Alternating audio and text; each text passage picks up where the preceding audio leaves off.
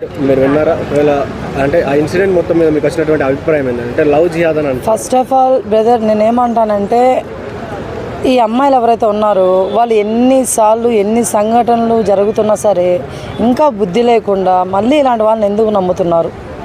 First point నాది. ఎందుకంటే నాకు అక్కడే బాధేస్తుంది. ఎందుకు నమ్ముతున్నారు నాకు అర్థం కావట్లేదు.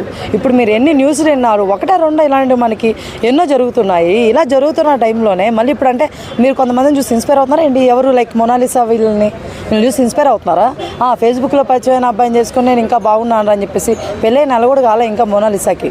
అప్పుడే ఏం జరిగిందని మీరు వాళ్ళు చూసి ఇన్స్పైర్ అవుతున్నారా? లేదు ఎవరికో ఒకటి ఇలా జరుగుతాయిలే, అందరికీ ఇలా జరగవేమో, మొనాలిసా బాగానే ఉంది కదా, సో నేను కూడా బాగుంటానేమో అని ఇదవుతున్నారా ఏంటి? మీరు నాకు అర్థం కావట్లేదు. అలా అని చెప్పేసి నేను ముస్లిమ్స్ అందరిని అనట్లేదండి, కొంతమందిని అంటున్నాను. ఎవరైతే ఎదవలు ఉన్నారో వాళ్ళ గురించి మాట్లాడుతున్నాను. అందరూ ఎదవలు కాదు, కొంతమంది మంచి వాళ్ళు కూడా ఉంటారు కదా. సో నేనేమంటానంటే ఫైనల్గా ఇలాంటివి ఎందుకు మీరు చేయాల్సిన అవసరం ఎందుకు వస్తుంది? మీకు హిందూస్లో లేరా? మీకు ఇక్కడ ఎవరు దొరకట్లేదు లవ్ చేయడానికి? పోనీ అసలు లవ్వే ఎందుకు చేయాలి నాకు అర్థం కావట్లేదు. మీకు చదువులు లేవా, జాబులు లేవా, మీ ఇంట్లో వాళ్ళు పెళ్ళిళ్ళు చేయరా? మీకు ఏమైనా మీ ఇంట్లో వాళ్ళు పెళ్ళి చేయరని చెప్పారా? మీకు చెప్పలేదు కదా. మరి చెప్పినప్పుడు ఎందుకు మీకు ఈ తొందర ఇవన్నీ? చెప్పండి. ఆమెనేమంటే పెళ్లి చేసుకుంటారండి, మా ఇష్టం అంటారు, ఫైట్ చేస్తారు, పోలీసులు రక్షణ అంటారు, ఇంట్లో వాళ్ళని ఇంకా శత్రువుల కంటే దారుణంగా చూస్తారు. ఇన్ని చేసేసి ఎండ్ ఆఫ్ ది డే మళ్ళీ టీవీకి ఎక్కుతారు. టీవీలోకి ఎక్కినప్పుడు ఎవడిస్తాడు నీకు? ఎవడొస్తాడు నీకు తోడు? ఎవడొస్తాడు? మీ అమ్మలు వస్తారా? ఎందుకు వస్తారు? నువ్వు ఆ రోజు మా అమ్మోళ్ళ దగ్గర నాకు ఇది ఉంది, సో మా పోలీసులు నాకు రక్షణ కావాలని చెప్పేసి అంత ఫైట్ చేసి వాళ్ళు పరుగు తీసినావే, ఈరోజు ఎందుకు వస్తారు? వాళ్ళు రారు కదా. పోనీ టీవీకి ఎక్కిన ఎవడైనా దేకుతారా మిమ్మల్ని? చెప్పండి. మహా అయితే మీడియా వాళ్ళు వాడుకుంటారు వాళ్ళ ఫుటేజ్ కోసం, కొన్ని రోజులు వాడుకుంటారు, తర్వాత లైట్ నువ్వు, నీ టాపిక్ లైట్, నువ్వు లైట్, అవునా కదా? సో అలాంటప్పుడు దేనికి ఇవన్నీ? దేనికి అంటున్నా? నీకంటూ సొల్యూషన్ దొరకదు, నీకంటూ న్యాయం జరగదు. నీకు న్యాయం జరగదు అన్నప్పుడు నువ్వు ఇంకోసారి ఇలాంటి వాటిలో దూరద్దు. నేను చెప్పేది ఇప్పుడు ఈ అమ్మాయి జరిగింది కోవిడ్పల్లిలో, ఇంకోసారి ఇలాంటివి ఎక్కడ జరగకూడదు. అంటే మీరు అలర్ట్ అయి ఉండాలి. మీకోసం ఎవ్వరు న్యాయం చేయరండి. ఆడపిల్లలైనా సరే అబ్బాయిలైనా సరే ఈ రోజు న్యాయాలు జరగట్లేదు. అంటే మీరు అది మైండ్లో పెట్టుకోండి. ఒక వ్యక్తి గురించి పూర్తిగా తెలుసుకోకుండా, అంటే అతను పెళ్లి చేసుకోవడం వల్ల మనం రక్షణగా ఉంటామా లేదా అని తెలుసుకోకుండా అంత తొందరగా ఒక 1 monthలోనే పెళ్లి చేసుకోవడం అంటే ఎట్లా చూస్తారు? బ్రదర్ ఒక మాట చెప్తా, తప్పుగా అనుకోదు. స్టిల్ ఇప్పుడు మనం ఒక పేరెంట్స్గా మన పిల్లలే ఎలా ఉన్నారు మనకే తెలియడం వల్ల, అవునా? 25 సంవత్సరాలు వచ్చినా వాళ్ళు బయటకు పోయి బీర్ తాగొచ్చు, లేకపోతే బయటకు వెళ్ళి బైక్ రైడ్లు చేయొచ్చు. మనతో ఏమంటే ఫ్రెండ్స్ స్టడీ అవర్స్ అని చెప్తారు, లేకపోతే కంబైన్ స్టడీస్ అని చెప్తారు. మనకేం తెలుస్తుందా? అలాంటిది అమ్మాయిలైనా సరే అబ్బాయిలైనా సరే ప్రేమించినప్పుడు వాళ్ళకేం తెలుస్తుంది? వాళ్ళ దగ్గర ఉన్న 1 గంట 2 గంటలు నమ్ముతారు, బాగా యాక్టింగ్ చేస్తారు, ఒకరినొకరు నమ్ముతారు, బాగానే ఉంటుంది. సో అలా వాళ్ళు నమ్మేస్తున్నారు. కాకపోతే రియాలిటీలోకి వచ్చే లోపల ఇంకా పెళ్ళి ఎప్పుడైతే అయిపోయిన తర్వాత ఉంటుందో అది రియాలిటీ. సో ఆ టైంకి వచ్చే లోపల వీళ్ళు వ్యక్తిత్వాలను బయట పెడుతున్నారు అనమాట.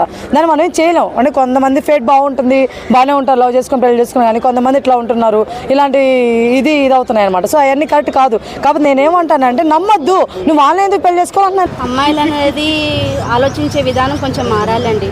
ఇప్పుడు మనము వచ్చాము, వాళ్ళు ఏదో వేషధారణ బాగుంది, వాళ్ళ డ్రెస్సింగ్ స్టైల్ బాగుంది, వాళ్ళ మాట తీరు బాగుందంటే నమ్మేసి వెళ్ళిపోవడం కొద్దిగా కరెక్ట్ కూడా కాదు.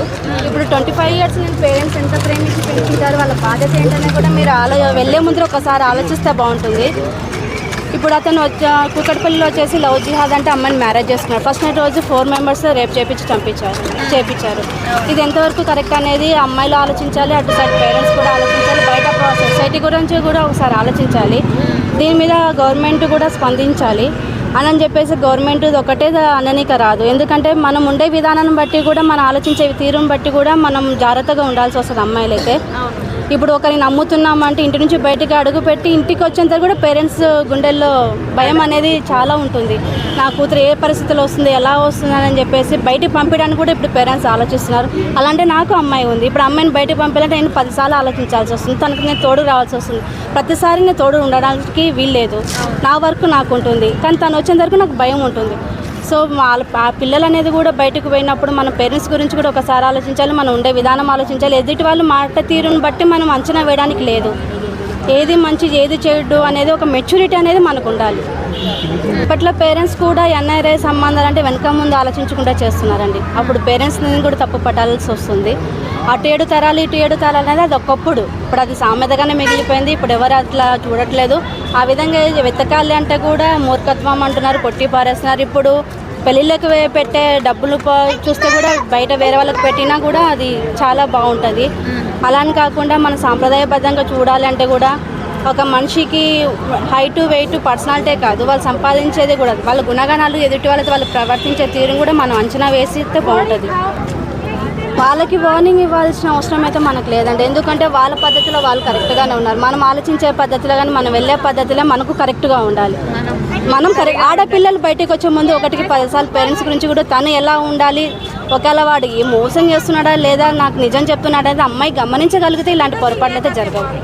మహిళా సంఘాలు అంటే ఏదో పెద్ద పెద్ద ఇన్సిడెంట్ జరిగి వాళ్ళకి ఏమైనా లాభం ఉంది, సినీ ఇండస్ట్రీలో అంటే ఏదైనా ఫోకస్ కావాలని చెప్తే దానికి మనం కూడా ఏం చేయడానికి కాదు. మార్పు అనేది మహిళా సంఘాల నుంచో లేకుంటే సినీ ఇండస్ట్రీ నుంచో లేకుంటే సొసైటీ నుంచో లేకుంటే గవర్నమెంట్ నుంచో కాదండి. మనం ఉండే దాని నుంచి మనం మధ్యన తిరిగే వారి నుంచి మనం ఎంకరేజ్ చేసే దాన్ని బట్టి మారాలి. ఇప్పుడు నేను వస్తున్నాను, నాకు సపోర్ట్గా ఒక అమ్మాయి ఇలా కాదు అని చెప్పేసి మనం మారే తీరు వేరే ఉంటుంది, వాళ్ళు చెప్పే విధానం వేరే ఉంటుంది. ఇప్పుడు నేను చెప్తాను ఇలా ఉండు అలా ఉండు అంటే అమ్మాయి ఉంటుందని గ్యారంటీ లేదు. బయటికి వెళ్ళినాక అమ్మాయి ఇలాగే చేస్తుందని నేను గ్యారంటీ ఇవ్వలేను. సో మనం వెళ్ళే పద్ధతి బాగుండాలి, మన ఆలోచన విధానం విధానం ఉండాలి. మెచ్యూరిటీ మైండ్తో ఆలోచిస్తే ఏదైనా చేయగలం. Thank you.